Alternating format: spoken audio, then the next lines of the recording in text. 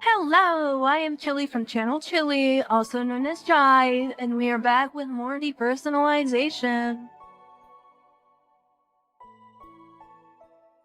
Last time we ended off in front of the hardware store, which is where we are going to be going immediately.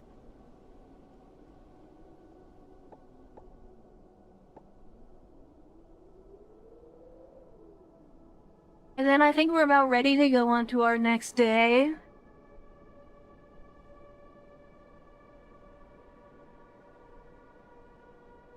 I still have the issue of trying to get around in the sewers. Don't really know how we're gonna be doing that.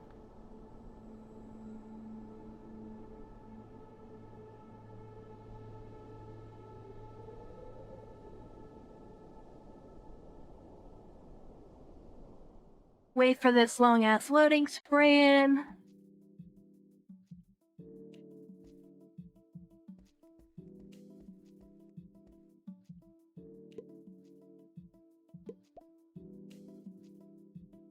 As you bring out the brain fluid extractor, Harrison eagerly rubs his hands together like a fly on an apple. At this moment, he's looking at you with interest. Intense interest, as if you were the apple itself. Awesome, hand it over. With excitement, Harrison grabs the extractor from you. Alright, your business here is done. You can take off now.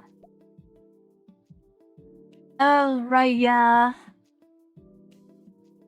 What was he needed me to do again? You passed the damaged silver cylinder to Harrison. Just a sec. Taking out his tools, Harrison begins disassembling the cylinder.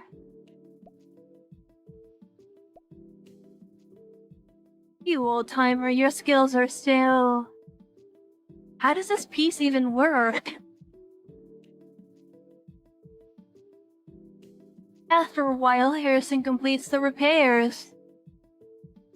Here, this is a one-time deal. Hold the pen, toss it at your foe, and boom. The tank's quite a punch, so handle it carefully. Returning it to you, the silver cylinder now resembles a grenade. Pleasure doing business with you. With a cheerful demeanor, Harrison places the syringe for extracting brain fluid under the counter. He is brimming with eagerness to experiment. Perhaps he intends to conduct some sort of test when unobserved.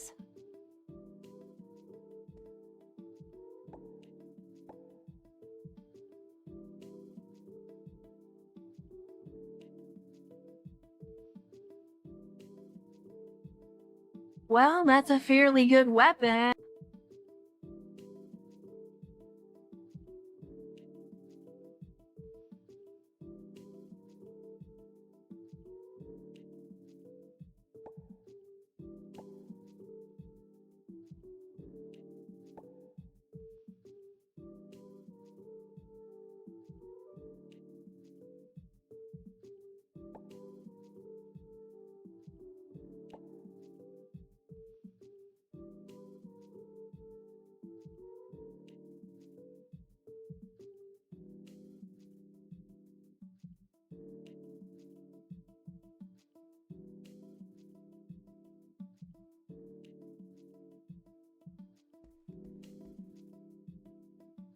Let's check around one more time before we end the day.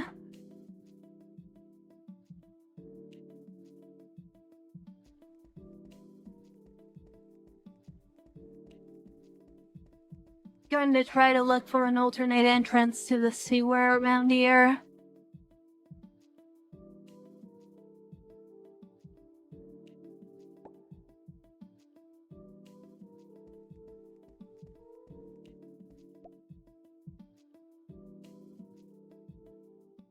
Oh, okay, we can enter the cloth shop now.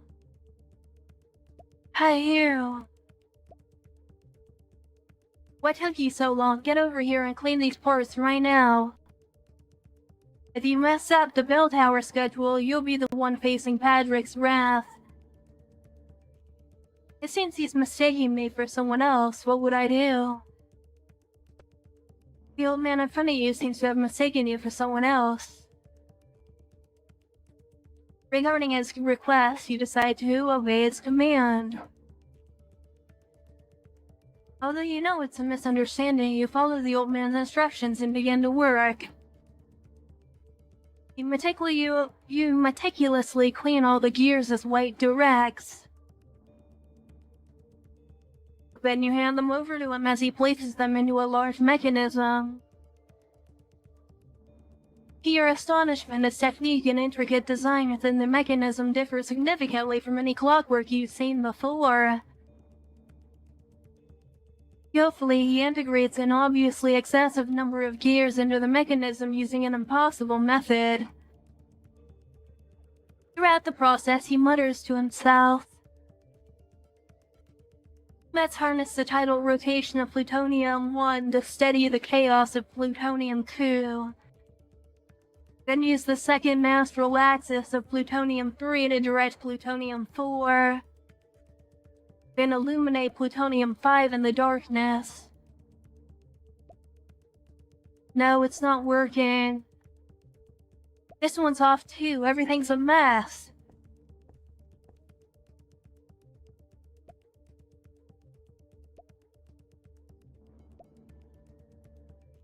You witness White irritably reaching for the cell phone dangling from his neck, then pressing a button to engage in a conversation.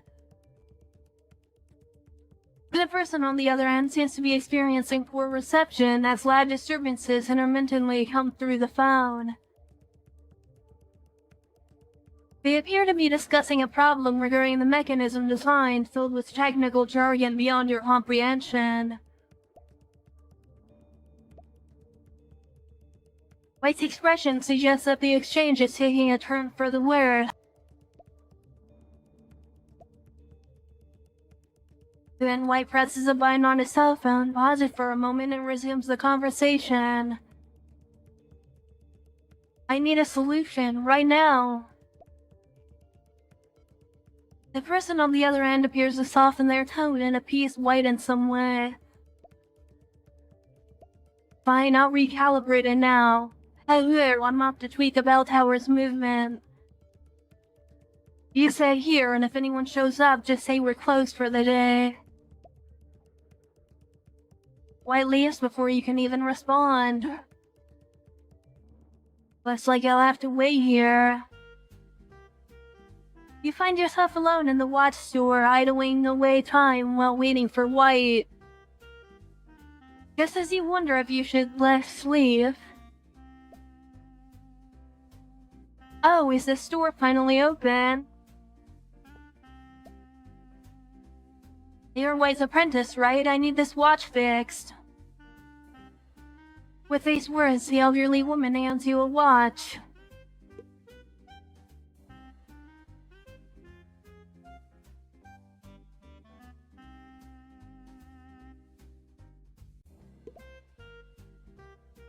You accept the watch and start examining it. Soon you realize that the issue is caused by the outdated clockwork spring.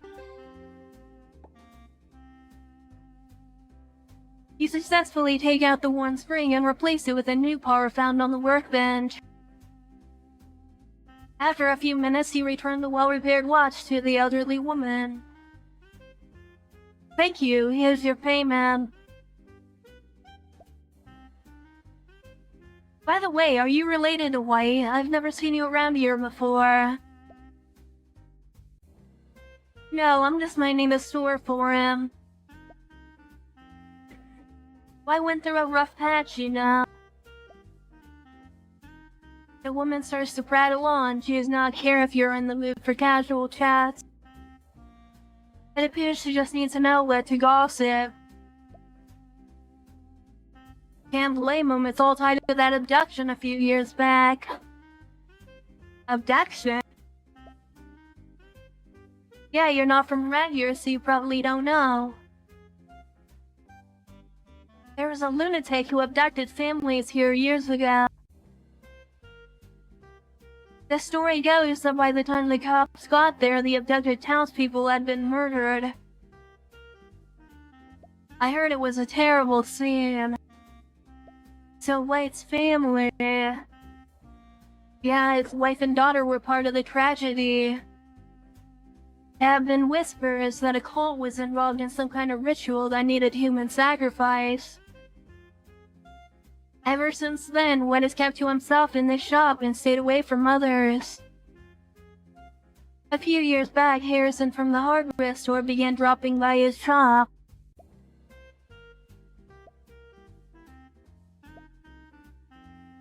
Maybe the police station has records on that case. A lot sure has gone down these past few years. The woman resumes her clatter, predominantly sharing hearsay and mundane gossip. Just as you feel like you're losing your consciousness. Oh goodness, it's getting late, I need to head home. Soon after the elderly woman leaves, White returns to the store. Was there a customer earlier? You didn't do anything weird, did you? Never mind. Your job's done. You can go now. With these words, White walks into his room, reaches out to his cell phone on his neck, and dials a number.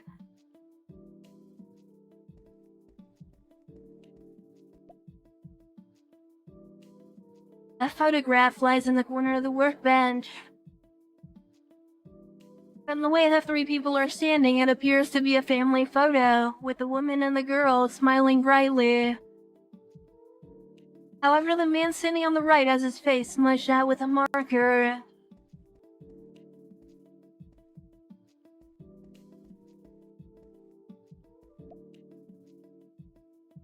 Engrossed in calibrating a piece of equipment, White pays you no further heed. A weighty iron D firmly sealed shut. Need some kind of key for that.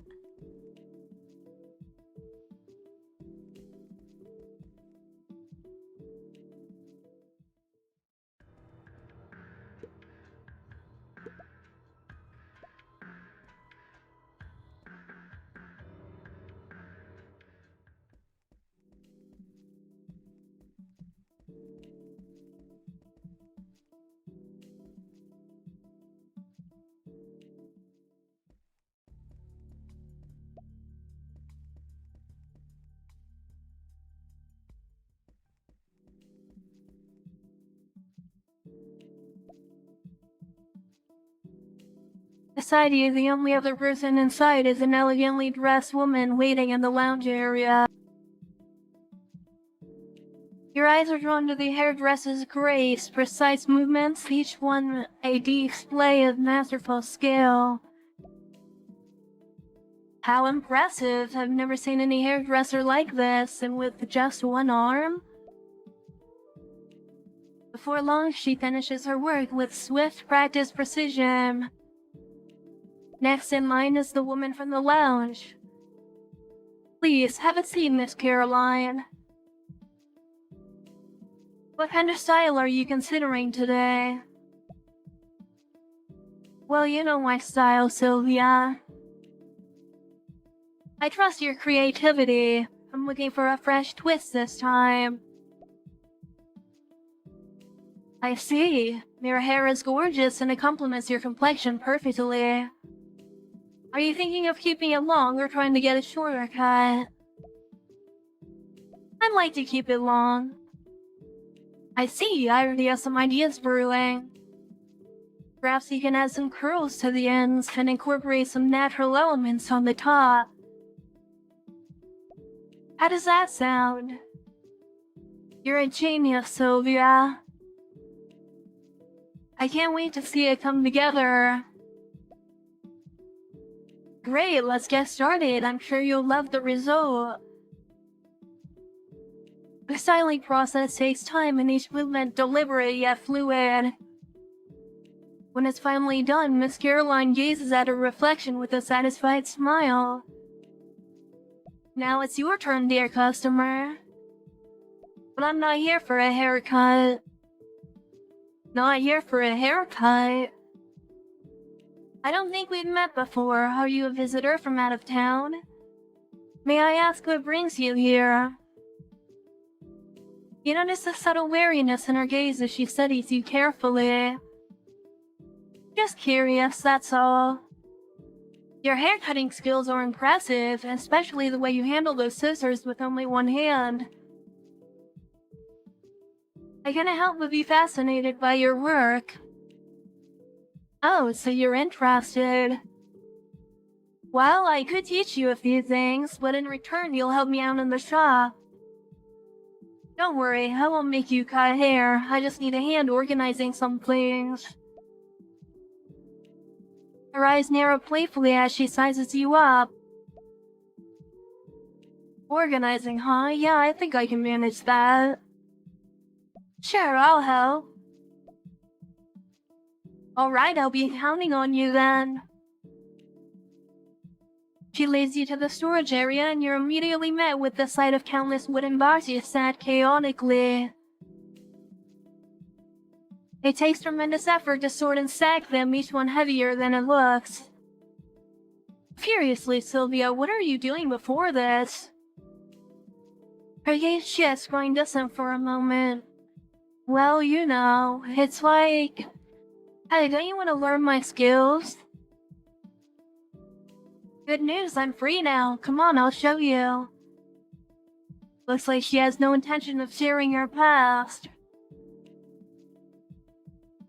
Sylvia pulls a wooden crate open, revealing a practice dummy inside, and begins demonstrating her technique. After some time, you leave the shop exhausted but more knowledgeable than before. Haircutting is way more complicated than I thought. What do I need to learn about vital points on the human body, too?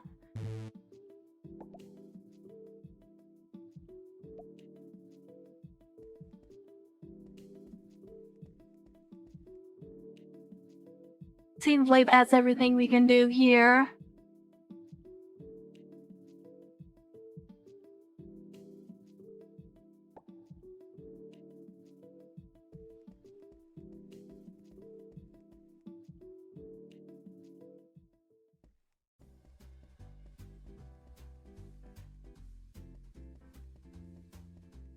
Nothing new in the pub, it looks like.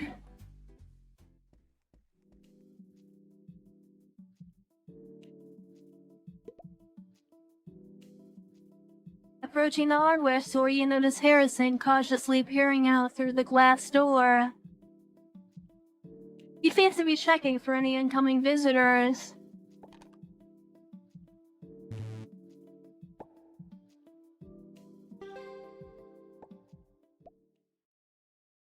You see him retrieving an old walkie-talkie from the cabinet and aiming the extractor at its battery compartment. After some mysterious maneuvers, Harrison picks up the device, seeming to tune it and make a call. Shortly after, a signal emits from the walkie-talkie. Through the thick wooden door, a faint beeping from the device reaches your ears. It feels like the signal from the other side has been severely jammed. Then a mechanical voice devoid of gender echoes from the device, repeating, "Time. I'm somewhere in time." The sentence is repeated several times before all sounds, including the buzzing, suddenly vanish. Time.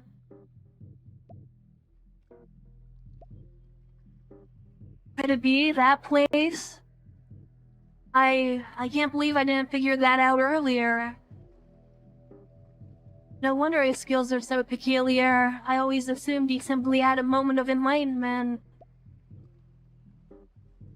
Damn it, I should have realized that sooner. Need to get things ready before I confront that old-timer. Damn it, how did I miss this?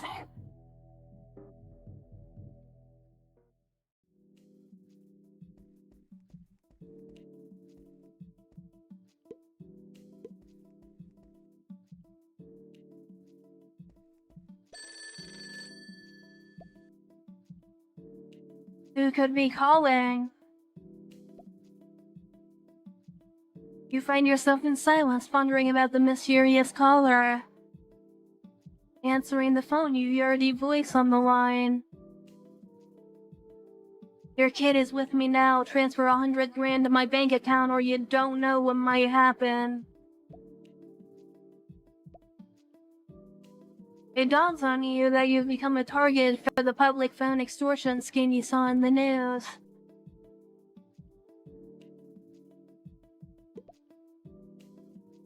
An intriguing idea flashes in your mind. I'm a cop. We've pinpointed your location. Get ready for some time behind bars. Your words prompt an immediate hang-up from the other end. Hey, hang up so soon?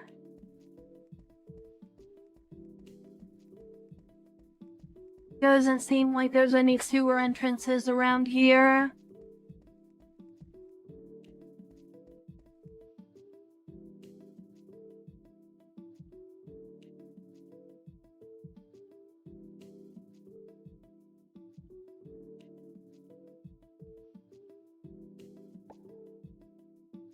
I think we're just gonna go to East 1 and check around for any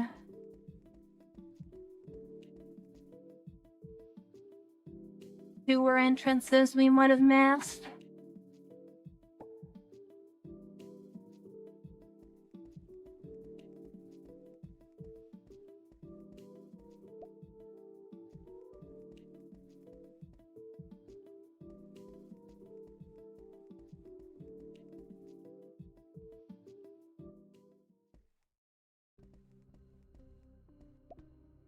It seemed there was an event down here, but I don't know if we can do it yet.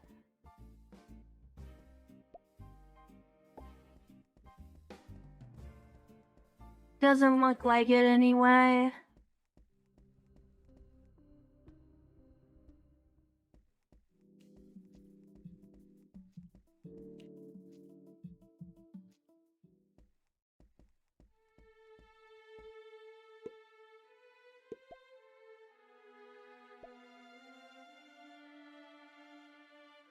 Today has been nothing but setbacks. Father Constantine had arranged a short-term job for me at the clock store, but when I showed up, the owner just kicked me out.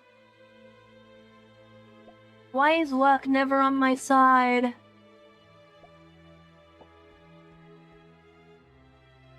Pepsi's, that's my bad there.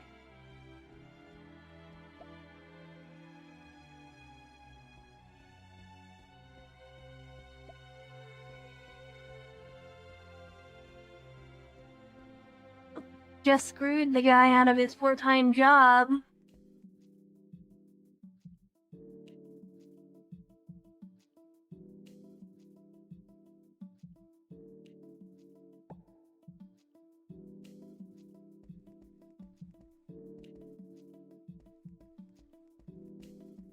Well, there's a manhole, but we can't seem to go in it.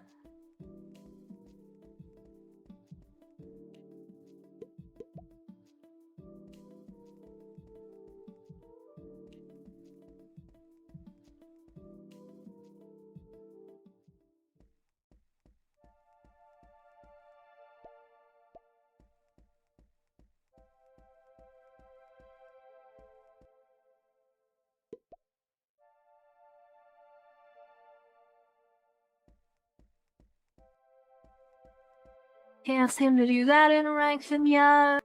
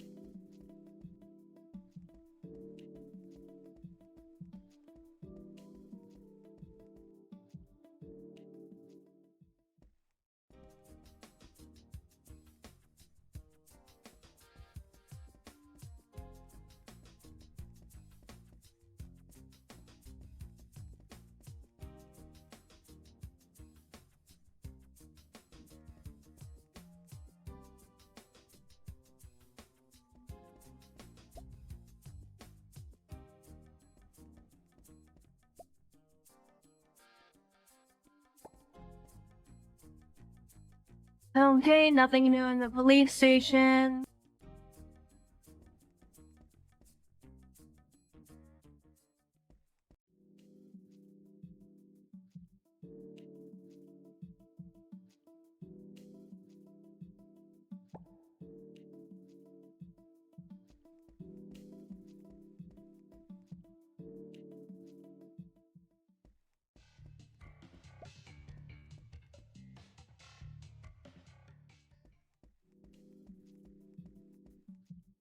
It is really hot out right now where I am.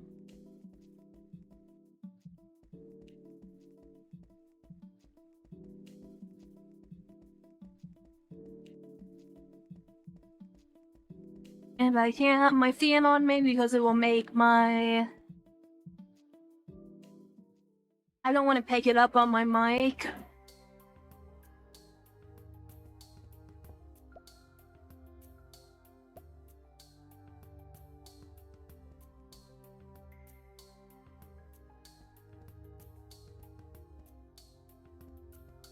Okay, how the hell am I supposed to get around that?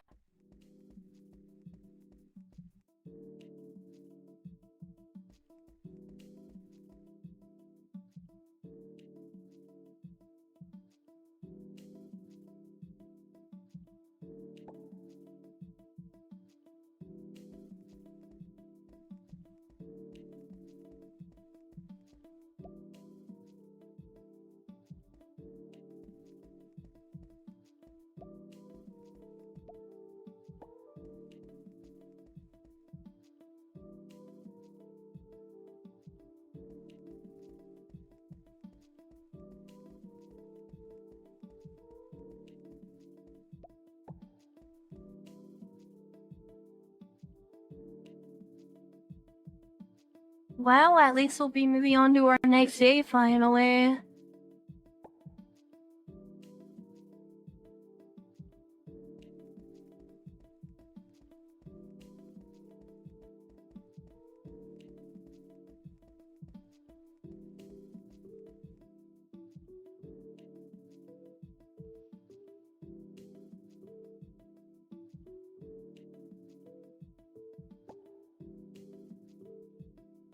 Gonna head back to the Watt stop really quickly.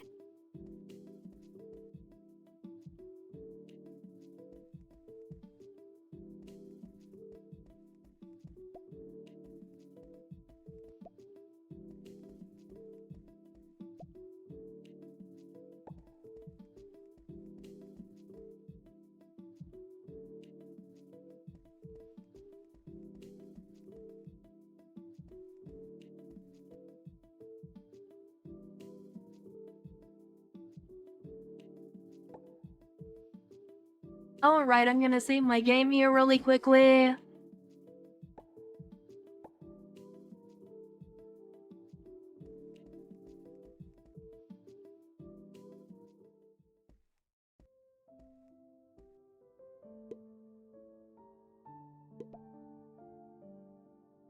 Absent-minded Nancy mutters to herself.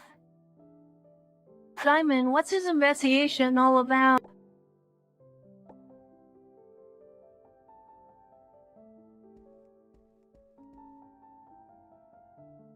Alright, sleepy time.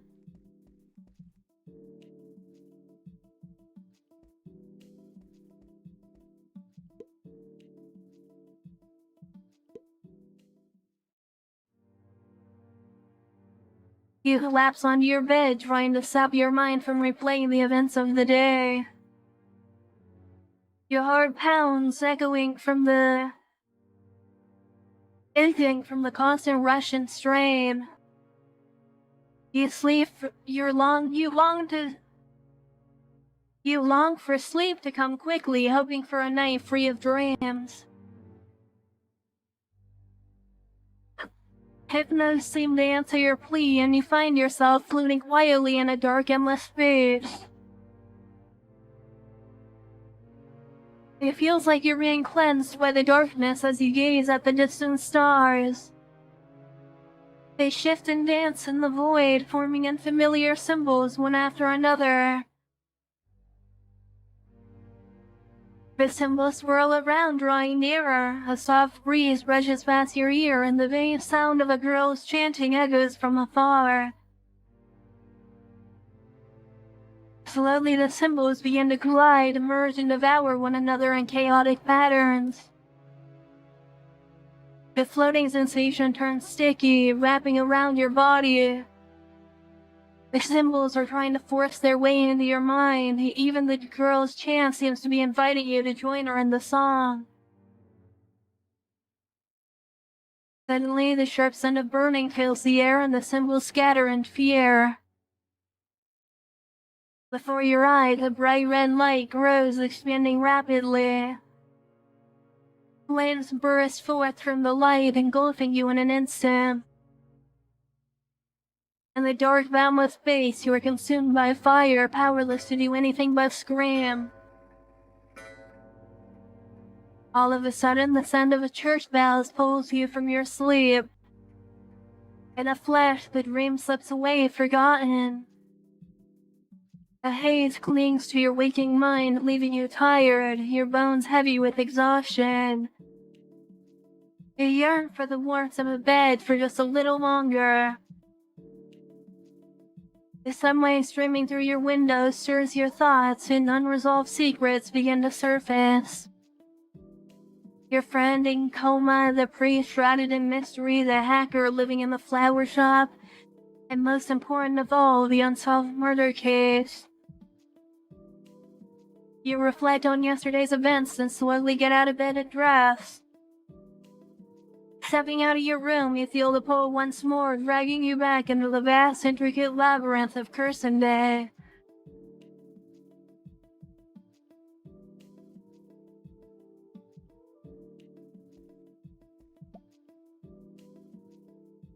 I should head to the flower shop and find Simon.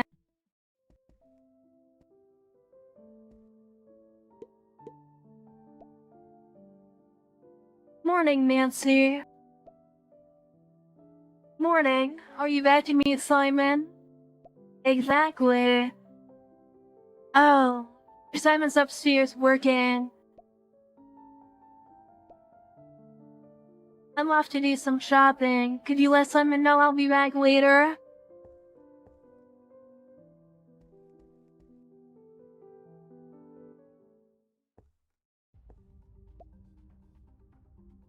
There you are. Before we dive in, I'd like to learn more about your plan. You mean Bruno's case? Looks like you've got your own angle on this too. Exactly, things are going out of control. We should share what we know for now, so we can figure out our next move. Agreed, let's go over what I've uncovered. You start to sort all the details. First off, Marcel isn't the murderer. I trust Bruno's judgment on this. And Philip doesn't seem to fit the bill either. From what I've pieced together, he doesn't strike me as capable of such a terrible act. Obviously, I'm not the murderer either. If I were, I wouldn't have spilled the beans. As for Ben, he's got an alibi, though it's not rock solid. Plus, his witness has a twist to the case. It's Constantine, the priest in the church. Brenna once warned me about him. I suspect he's involved in all this. There's a chance he might have had a hand in Bruno's attack. However, I'm lacking concrete evidence at the moment. And last, there's Adolf. He seems suspicious too, like he's holding on to a piece of the truth. I'll try to get in touch with him if I can. Abruptly, Simon shakes his head and interrupts. I'd advise you to steer clear from Adolf for now. It's way too risky to reach out to him before we have the full picture. High-ups like him rarely fret over commoners like us.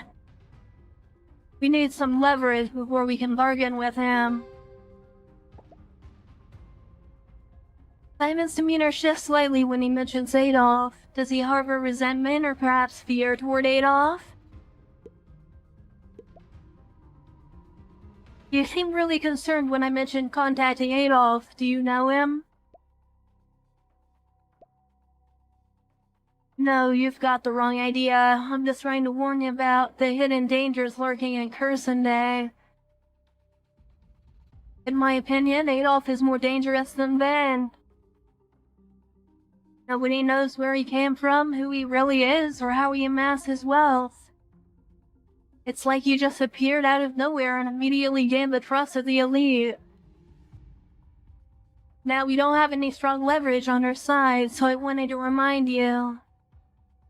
Meeting him now is too risky. He could undermine both your safety and mine. You bring up a good point. Still, I'm willing to take the risk and dive deeper to uncover the enemy as soon as possible. It's the only way to thwart their next move. That being said, let's not focus on Adolf right now. I'm planning on meeting Ben. I see. You're heading in the same direction I would do. I was planning to reach out to the gang, but I didn't expect you to head straight to Ben. Whether Ben is the murderer or not, it could shed some light on our investigation. If he is, you'll find clues sooner or later. And if he isn't, this could be our chance to delve into Dark Cursonday's underworld. But you know, dealing with Ben is extremely risky. Make sure you have a plan to protect yourself.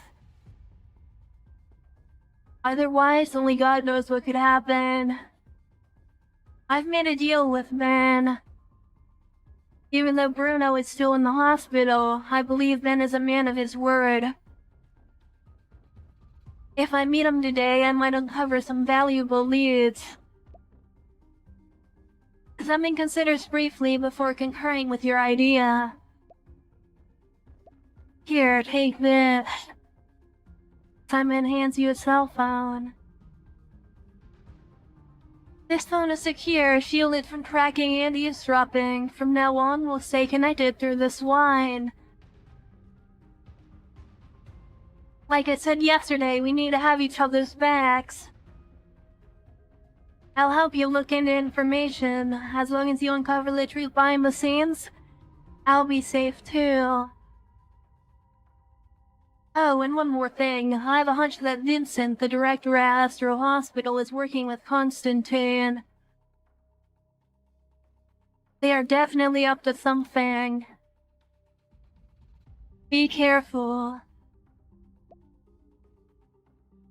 You accept the phone from the disheveled man. You accept the phone from the disheveled man in front of you. Although you were uncertain if he is trustworthy. Having someone extending a helping hand to this provides a slight sense of security.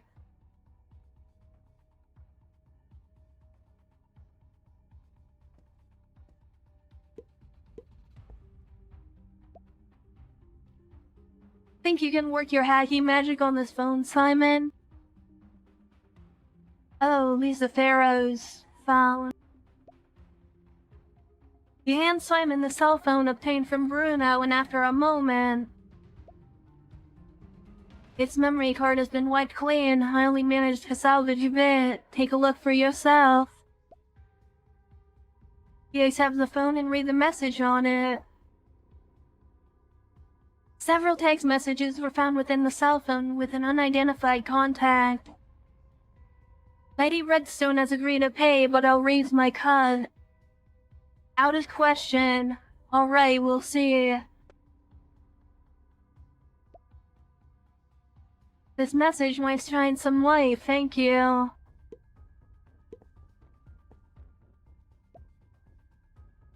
My findings suggest that Lux might be a corrupt cop.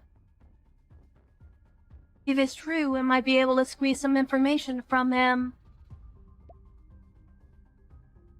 Clement sneers at your words. It's true indeed. He hands you several photos as you speak. Around a year ago, I uncovered evidence of cops taking bribes in Day. So I narrowed down a list of suspects. The first one I kept an eye on was Lux, who had connections to the gang. He was a frequent visitor to a corner at the Reindeer pub. These photos capture the exchange of illicit money. Armed with these, you could likely compel him to cooperate with us.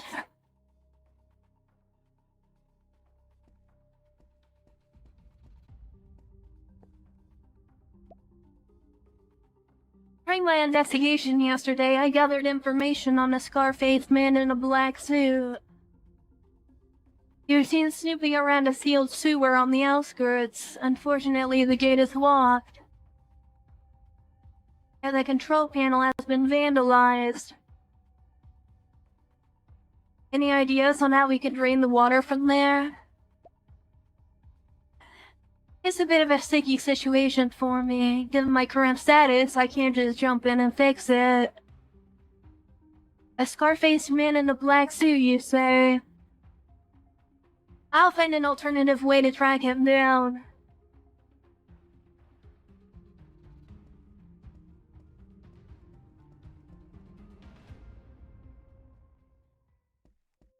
Alright, and that's about everything we can do with him now.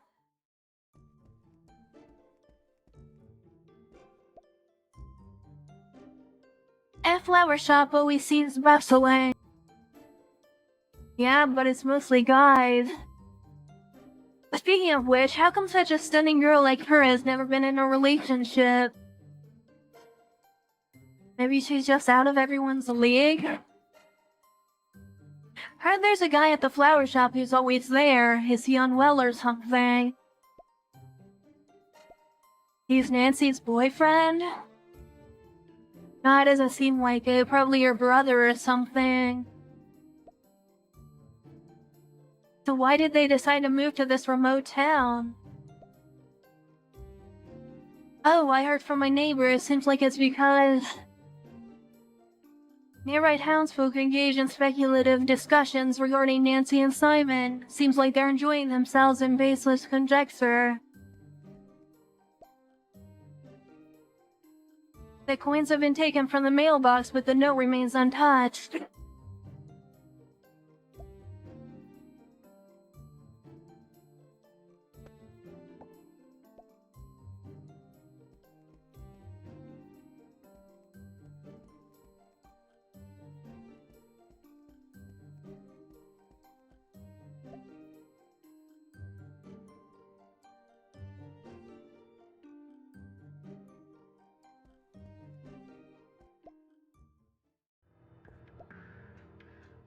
Is he dead?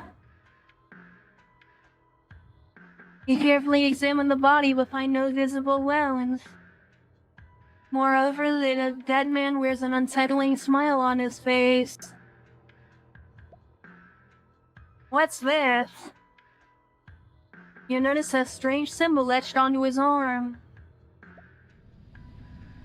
An airy wind gusts behind you.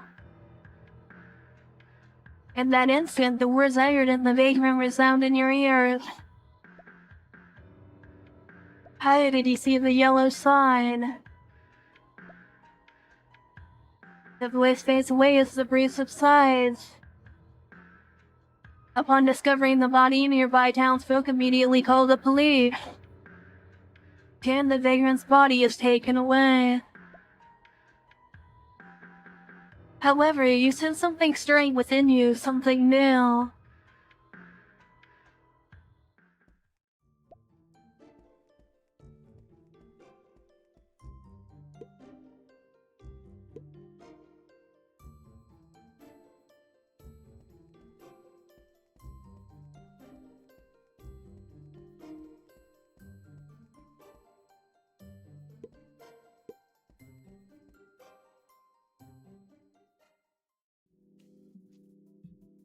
Alright, I'm gonna save again.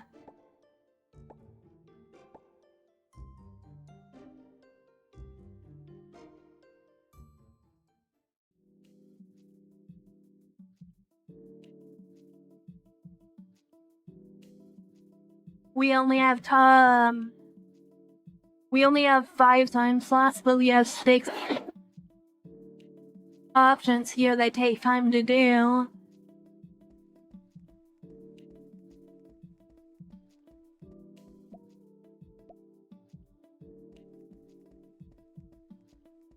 No new mail there.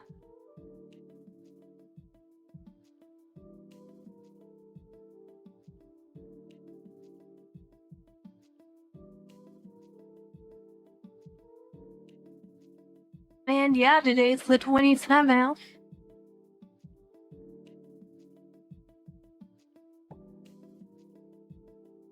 Head to the police station now.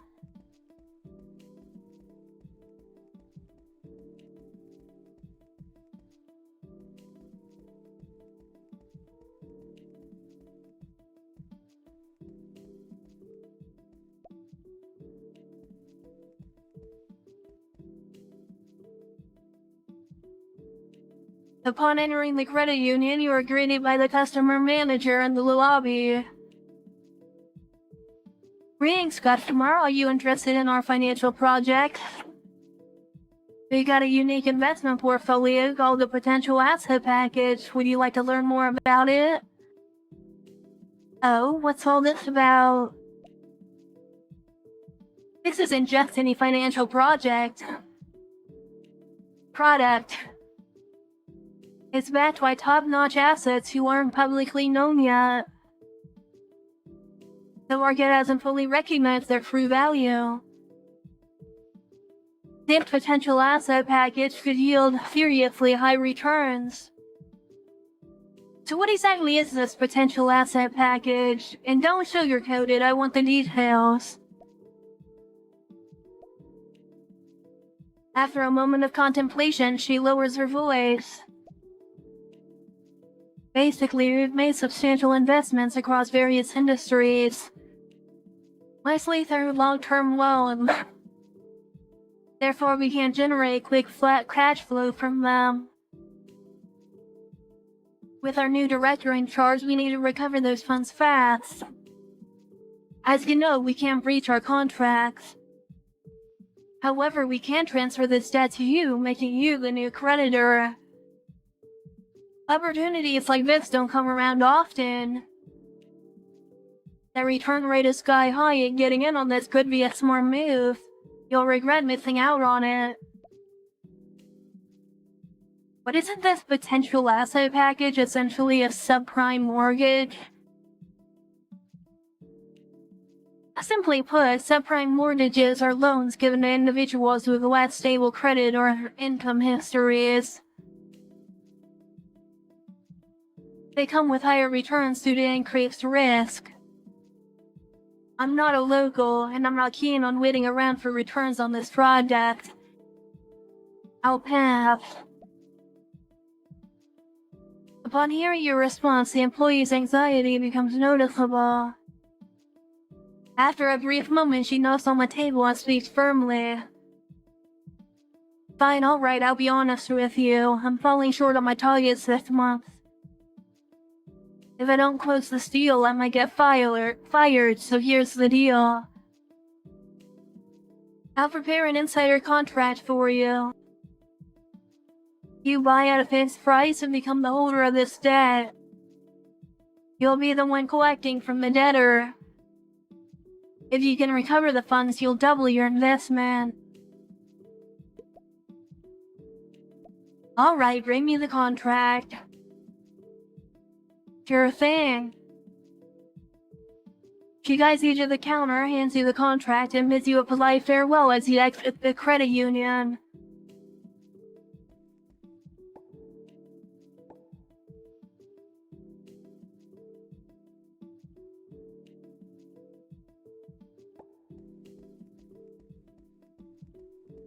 Need to go to Pomegranate Alley for that.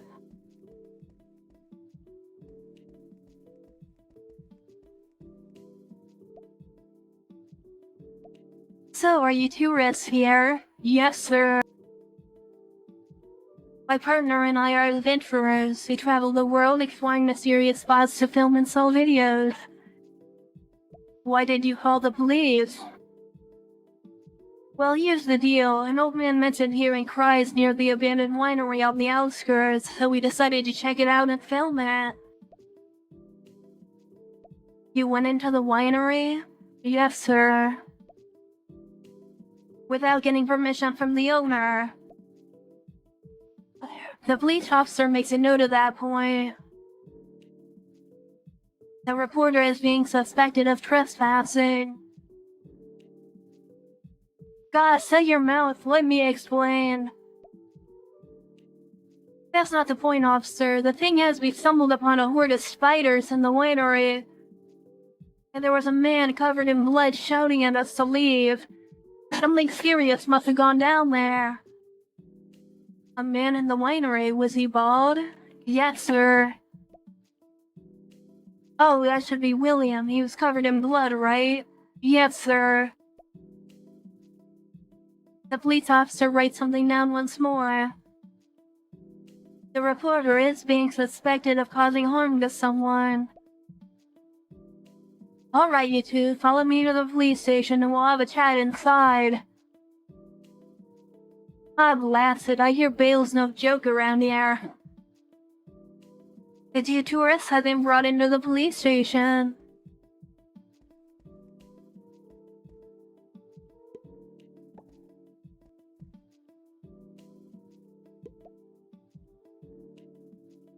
Now that we've caught the killer in the reindeer pub case, let's leave that fugitive be. But he kicked me in the face as he ran off. I'll get back at him. You did shoot at him, didn't you? Any doctor who sees a gunshot wound will report it to the police. It's only a matter of time before we find him. Seriously, where did he vanish to? Why didn't the camera catch him leaving the station?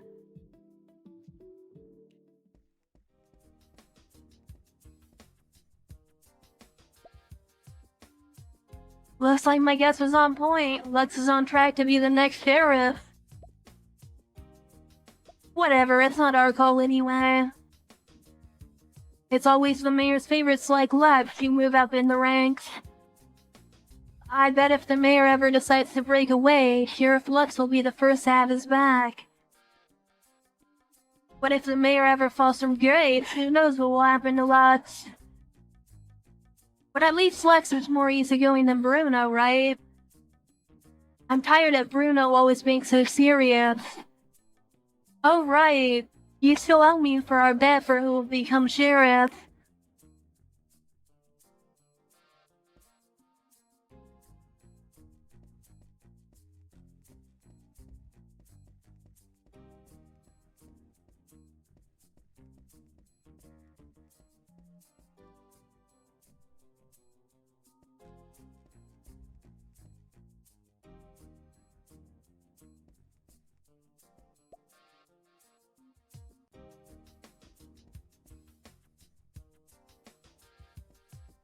Doesn't actually seem like there's anything around here.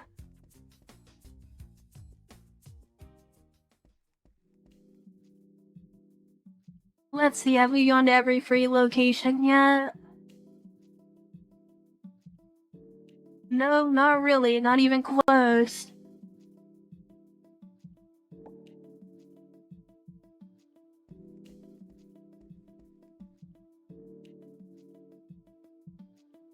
As soon as you step inside, you hear a lively conversation from the room. You approach the door, noticing that it is ajar. Inside is a man busy talking on the phone with several cell phones scattered across the table. You don't need just any lawyer, you need a legal whiz who knows the ins and outs of the underworld. Ever wondered why God created snakes then before lawyers? Because he needed practice. I'm the one who can ace this case for you. He ends the call with a tap, then immediately picks up another phone. So you're after a criminal lawyer. Perfect, you found the right guy. Money doesn't just talk, it practically sings. No problem, we're good to go. Without missing a beat, it's like Holland dives into the next one. What, already in cops? Don't fret, it's my job to get you out of this mess. I'll do whatever it takes to sort your problem out. What, they roughed you up too? Good night for you, you just earned your family a second-hand car. Only after handling all his calls does he finally stand up. He picks up a coffee cup from the table, takes a sip, and hums a cheerful tune. That's when he notices you standing outside the door. Hey mate, I'm punching out for the day, come back tomorrow. With that, he casually shuts the door. That lawyer sure has a unique style. You leave the building as nothing else catches your attention.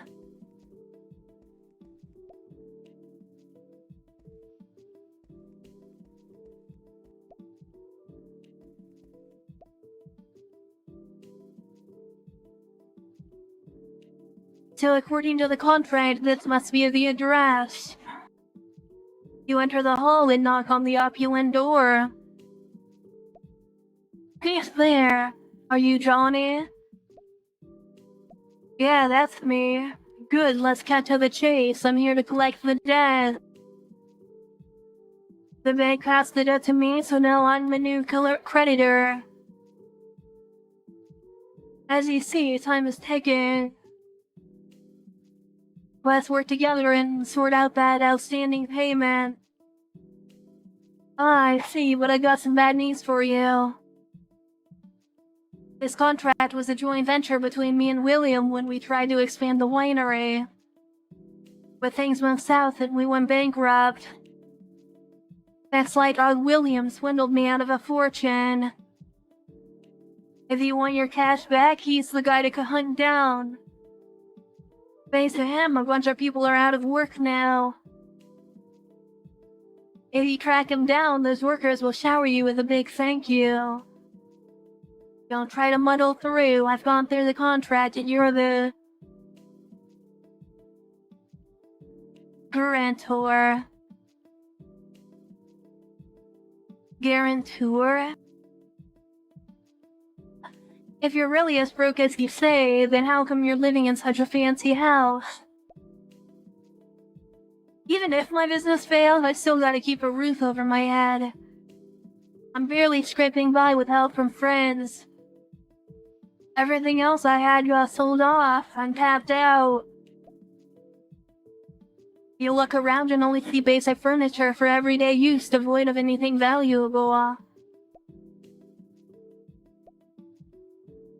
No, I can't just watch my money slip away. What should I do now?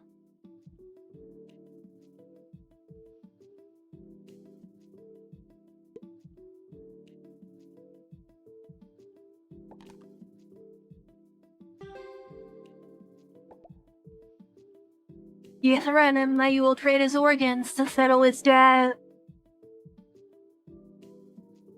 Your coercion eventually breaches his defenses.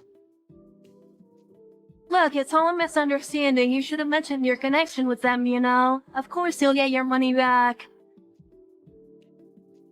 No need to bring in your buddies, I'll settle my debt. You watch as he pries up a floorboard in the living room, retrieving a golden bar and an ornate knife enclosed in an exquisite box from the hidden sack. They should cover what I owe. He hands the golden box over to you. Could have saved us both some hassle if you'd cooperated sooner. Alright, we're square now. Then you leave with a flair of style.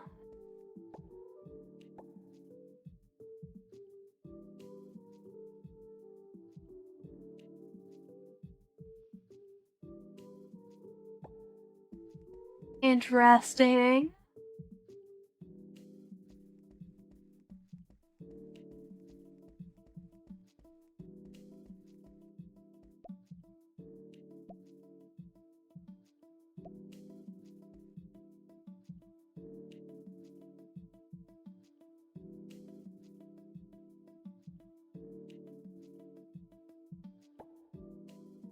Right to the police station we go.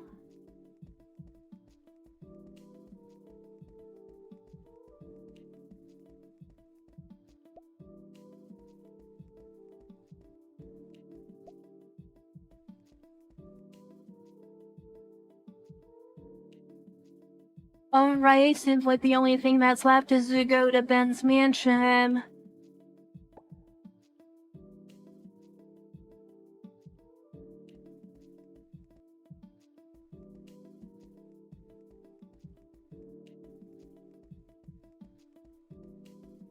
Just going to explore the outside here.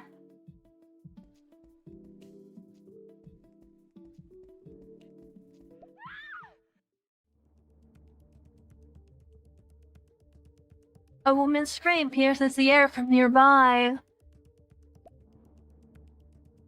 Following the scream, you see Nancy being harassed by a couple of men dressed as gangsters. Let me go, I'm going home. Oh, what's wrong, sweetie? I'm just asking you to join us for some fun. You're a regular there, aren't you? How about this? I'll cover the bet. If you win, it's mine, and if you lose, well...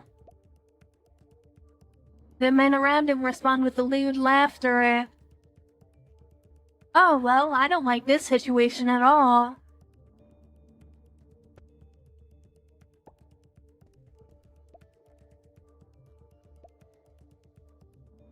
Hey, who do you think you are? She's my friend. I'm telling you to back off. What's this? Chilled air playing tricks on your head? No one in Cursonday tells me to back off. Better scream if you know what's good for you, or else.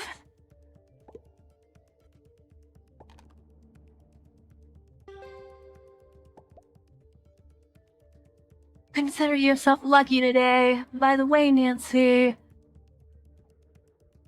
Mr. Tiger sends his regards to you.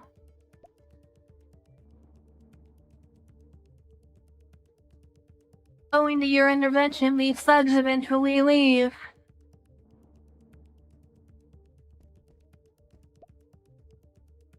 Could you tell me what happened, Nancy?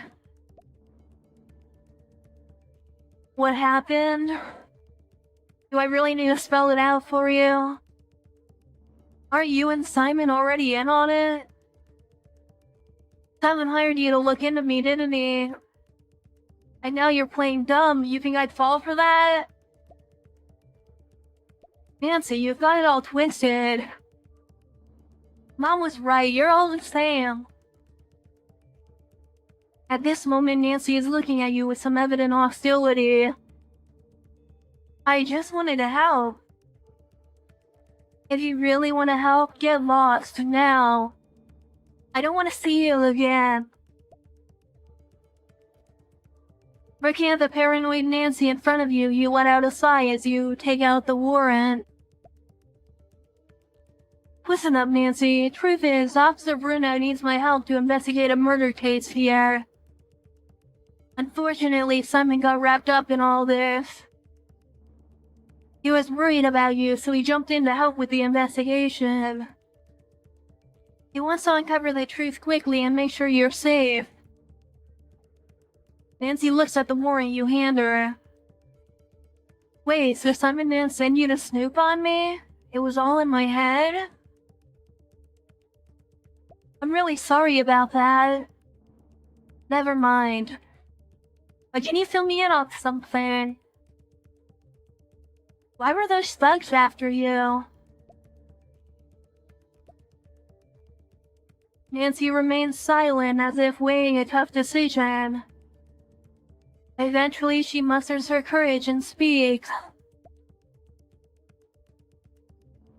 Truth is, the thugs lured me into their casino. And I ended up blowing them a hefty sum. A casino, like gambling? Nancy lowers her head in shame, acquiescing to your inquiry. Yeah, for the manager there, Cavender had me take some photos to settle my debt. And those photos, let's just say they were kind of sensitive. He promised to hand them back once I cleared everything I owed. When I finally had the money, he gave me some photos back, but that wasn't all of them. Cavender insisted he return them all, so I was planning to talk to his boss, Ben. Please, promise me you won't mention any of this to Simon. Don't worry, I won't breathe a word. Thank you. Assured by your promise, Nancy returns to the flower shop with a heavy heart. Well, that sure was a dark situation.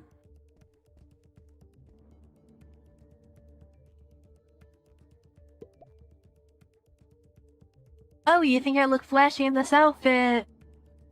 One word from the boss and I'll do whatever he needs, no matter how late it is.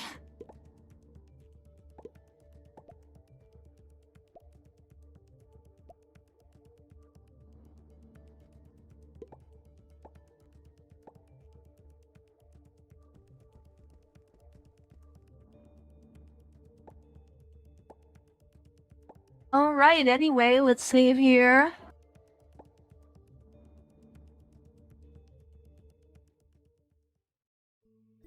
And that is where we're gonna end this video. If you made it this far, thank you for watching, and I will be back later with more depersonalization. Until then, I'll see you next time. Bye!